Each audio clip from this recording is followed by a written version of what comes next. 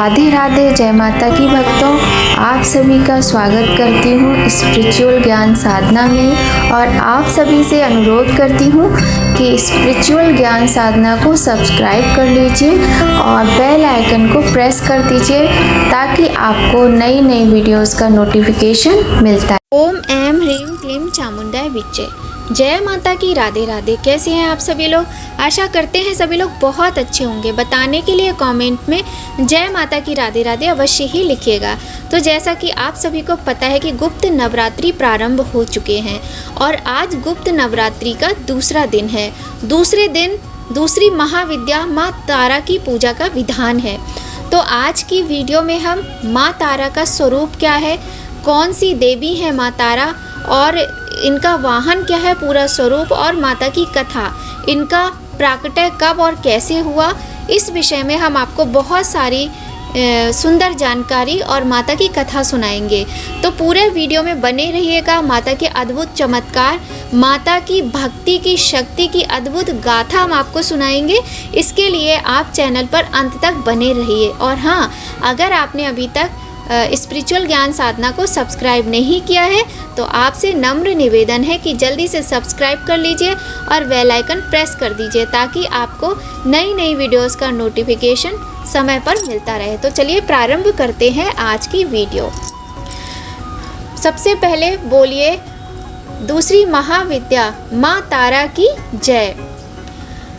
सर्व विघ्नों का नाश करने वाली महाविद्या तारा स्वयं भगवान शिव को अपना स्तनपान कराकर उन्हें पीड़ा मुक्त कर देती हैं।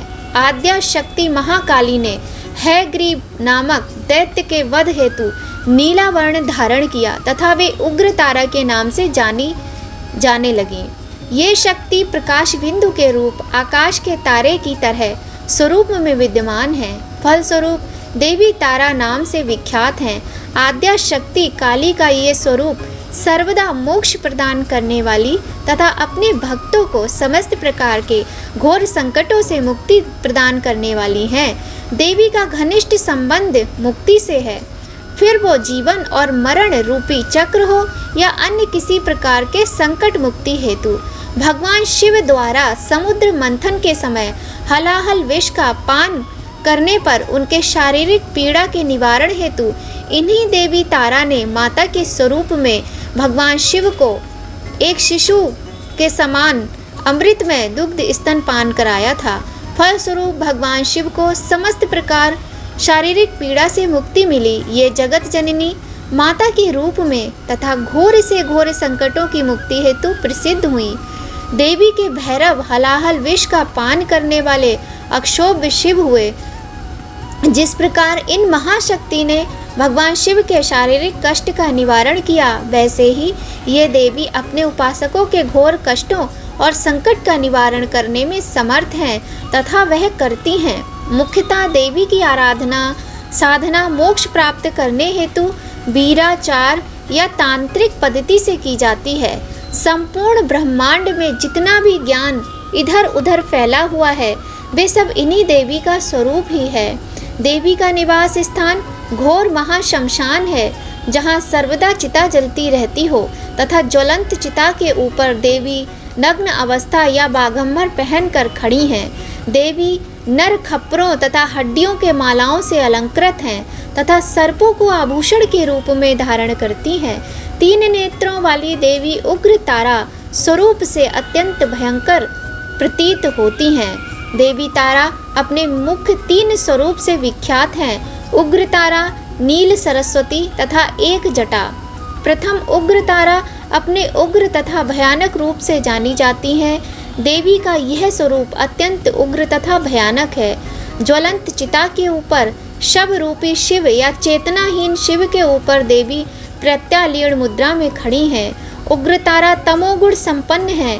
देवी उग्र तारा अपने साधकों भक्तों को कठिन से कठिन परिस्थितियों में पथ प्रदर्शित तथा छुटकारा पाने में सहायता प्रदान करती हैं। द्वितीय नील सरस्वती देवी इस स्वरूप में संपूर्ण ब्रह्मांड के समस्त ज्ञान की दाता हैं। संपूर्ण ब्रह्मांड में जो भी ज्ञान ईश्वर उधर उधर फैलाते हैं, उन सबको एकत्रित करने पर जिस ज्ञान की उत्पत्ति होती है वे ये देवी नील सरस्वती ही हैं। इस स्वरूप में देवी राजसिक या रजोगुण संपन्न है। देवी परम ज्ञानी है। अपने असाधारण ज्ञान के परिणाम स्वरूप ज्वलंत चिता के शव को शिव स्वरूप में परिवर्तित करने में समर्थ है। एक जटा देवी तारा के तीसरे स्वरूप का नाम है। पिंगल जटा जूट वाली ये देवी सत्य गुण संपन्न है तथा अपने भक्त को मोक्ष प्रदान करती हैं, मोक्षदात्री हैं। ज्वलंत चिता में सर्वप्रथम देवी तारा उग्र तारा के रूप में खड़ी है।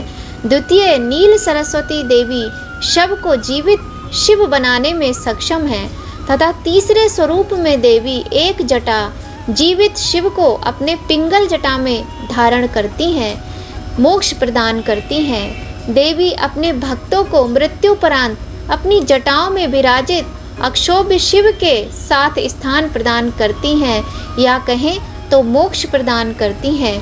देवी अन्य 8 स्वरूपों में अष्ट तारा समूह का निर्माण करती हैं।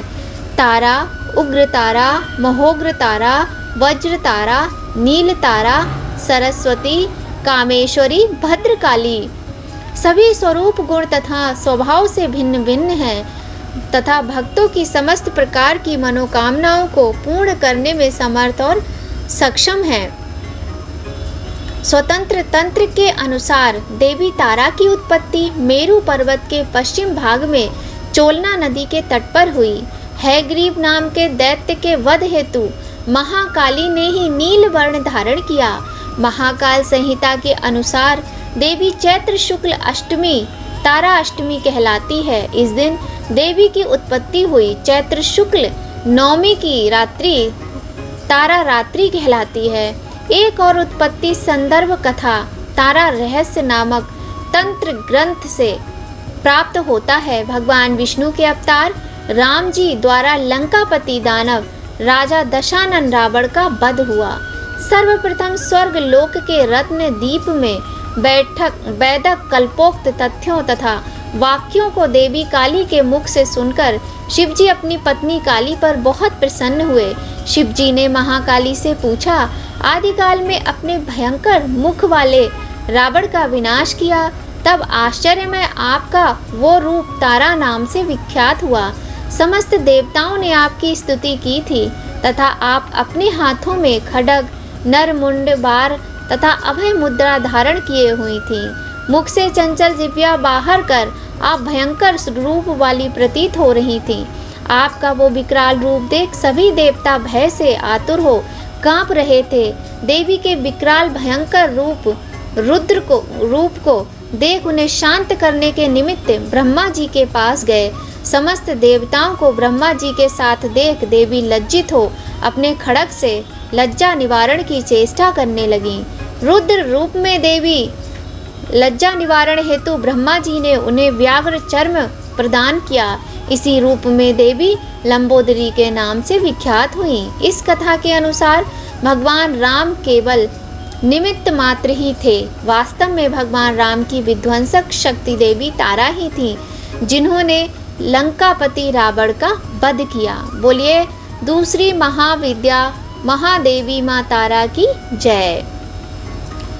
अब हम आपको बहुत ही सुंदर माँ तारा की एक कथा सुनाएंगे। इससे पहले थोड़ी सी जानकारी आपको दे देते हैं। तारा नाम के रहस्य से ज्ञात होता है तारने वाली, मोक्ष प्रदान करने वाली। जीवन तथा मृत्यु के चक्र से तारने हेतु देवी के नाम रहस्य को उजागर किया जाता है। महाविद्याओं में देवी दूसरे स्थान पर है तथा देवी अपने भक्तों को वाक शक्ति प्रदान करने में, भयंकर विपत्तियों से अपने भक्तों की रक्षा करने में समर्थ हैं। शत्रुनाश, भोग तथा मोक्ष, वाक शक्ति प्राप्ति हेतु देवी की साधना विशेष लाभकारी सिद्ध होती है। तंत्रोक्त पद्धति से साधना करने पर ही देवी की कृपा प्राप्त की जाती है। देवी का घनिष्ठ संबंध तथा निवास स्थान शमशान भूमि से है। साथ ही शमशान से संबंधित समस्त वस्तुओं तत्वों से भी संबंध है। मृत देह, हड्डी, चिता भस्म, भूत, प्रेत, कंकाल, खोपड़ी, उल्लू, कुत्ता, लोमड़ी से इनका घनिष्ठ संबंध है। देवी गुण तथा स्वभाव से बहुत कुछ महाकाली से मिलती हुई हैं। देवी काली ही नीलवर्ण धारण करने के कारण तारा नाम से जानी जाती है। दोनों में घनिष्ठ संबंध है। शमशान वासी तामसिक विध्वंसक प्रवृत्ति से संबंधित रखने वाले देवी देवता मुख्यतः शमशान भूमि में निवास करते हैं। देवी शव रूपी शिव पर विराजमान है, या कहें तो शव को ही अपना आसन बनाती हैं, जिसके परिणाम स्वरूप ही शव में चैतन्य का संचार होता है। बिना शक्ति के शिव और शव के ही समान है, चैतन्यहीन है। देवी की कृपा लाभ से ही देह पर प्राण रहते हैं। देवी काली का वर्ण घनघोर अत्यंत काला है, स्वरूप से भयंकर तथा डरावना है, परंतु देवी के साधक या देवी जिनके हृदय में स्थित हैं, उन्हें डरने की आवश्यकता नहीं है। स्वयं काल या यम भी देवी से भयभीत रहते हैं। तो माता के विषय में तो जितनी बातें करो कम पड़ जाएंगी, क्योंकि बहुत अधिक जानकारी है। अब हम आपको माँ तारा देवी की एक ऐसी कथा सुनाते हैं उनके भक्त की, जो आपके सुन के ना रोंगटे खड़े हो जाएंगे सच में। माँ तारा देवी और बामा खेपा। कलयुग में माँ तारा देवी का एक ऐसा भक्त था जिसके हाथों से माँ स्वयं भोजन करती थी।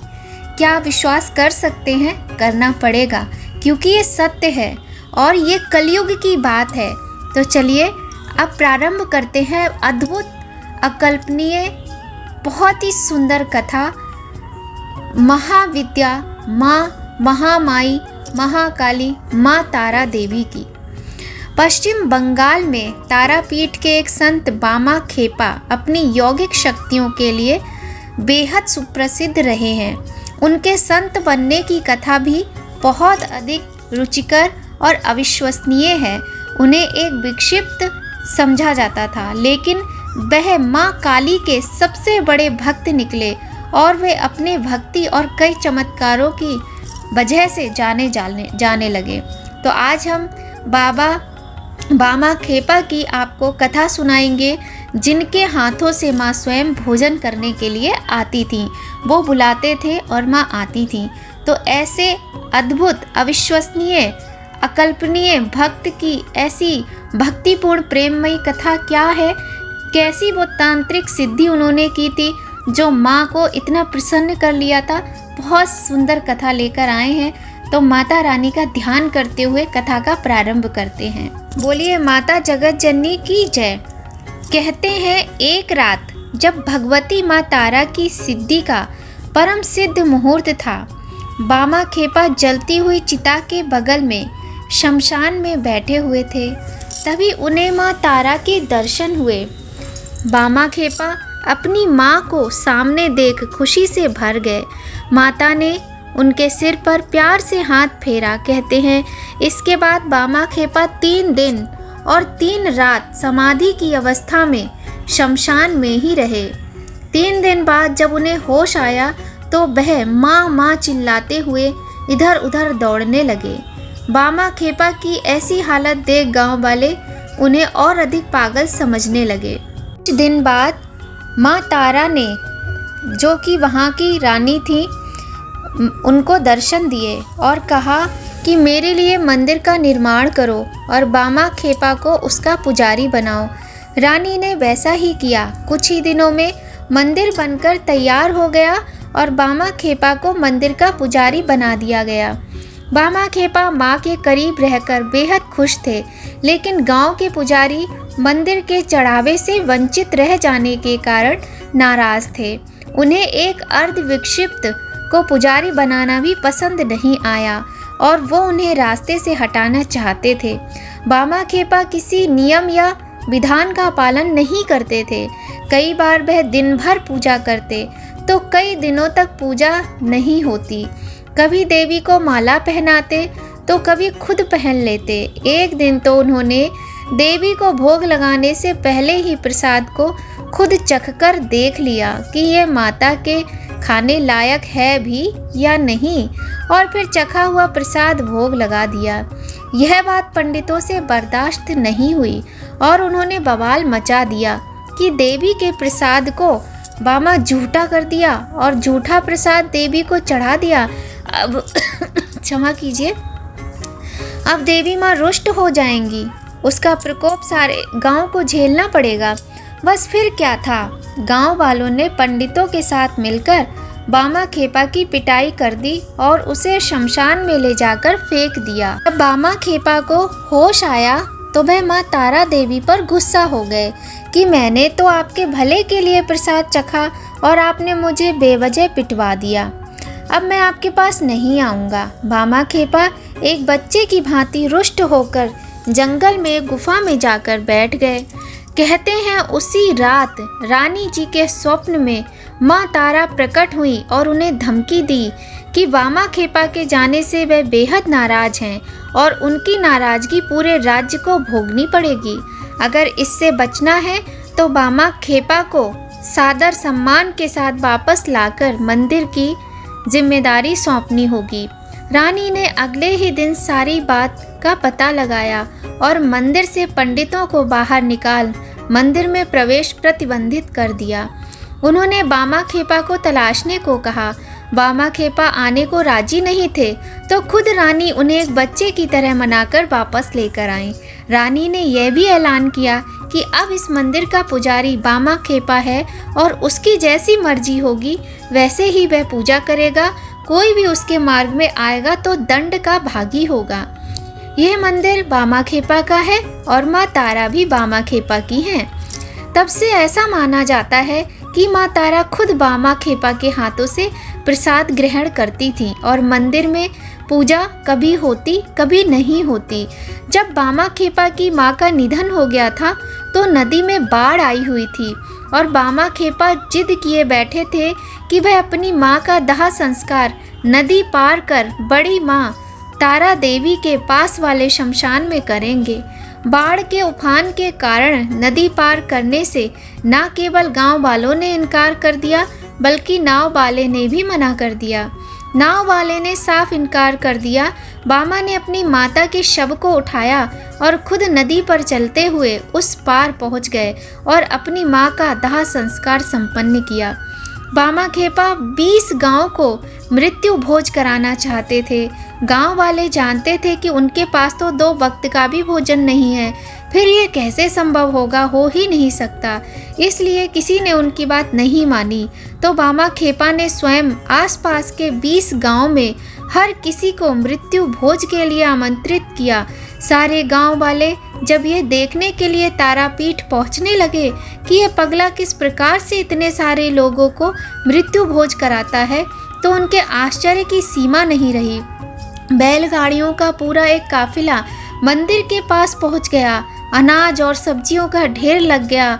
भोजन बनना आरंभ हुआ तो हवाएं चलने लगीं और जोरदार बारिश के आसार नजर आने लगे। बामा खेपा अपनी जगह से उठे और जिस जगह पर श्राद्ध भोज होना था उस पूरे जगह को बांस के डंडे से घेरा बनाकर घेर दिया।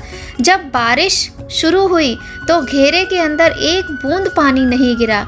सबने तृप्त होकर भोजन किया। इसके बाद से बामा खेपा की अद्भुत शक्तियों की चर्चा शुरू हो गई और लोग अधिक से अधिक संख्या में माँ तारापीठ मनोकामना पूर्ति के लिए पहुँचने लगे।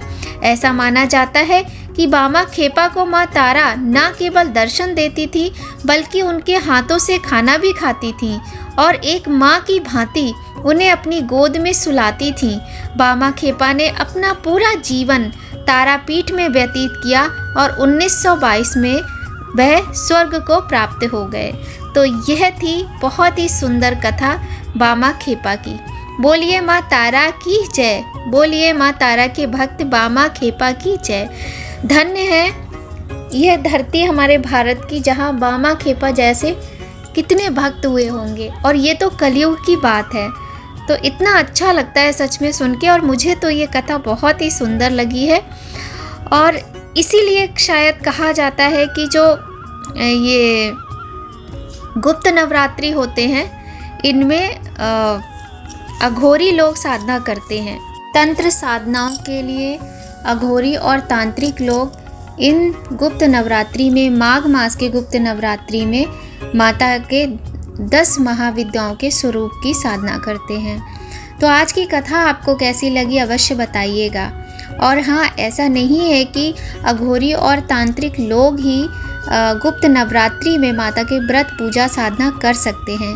माँ के तो हम सभी बच्चे हैं, तो गृहस्थ लोग भी माता के गुप्त तरीके से साधना, पूजा अर्चना, कलश स्थापना सब कुछ कर सकते हैं। बस करना ये है कि उनको अपने जो नवरात्रि में हम 9 देवियों के स्वरूप की पूजा अर्चना करते हैं, उन्हीं 9 देवियों के स्वरूप की पूजा अर्चना व्रत करना है। तो वीडियो अगर आपको थोड़ा भी अच्छा लगे, कहानी आपको थोड़ी भी अच्छी लगे, जानकारी भी अच्छी लगे, तो एक लाइक अवश्य कीजिएगा और अपना प्यार, अपना सपोर्ट सदैव ऐसे ही बनाए रखिए। मिलते हैं आपसे नई कहानी में बहुत जल्द।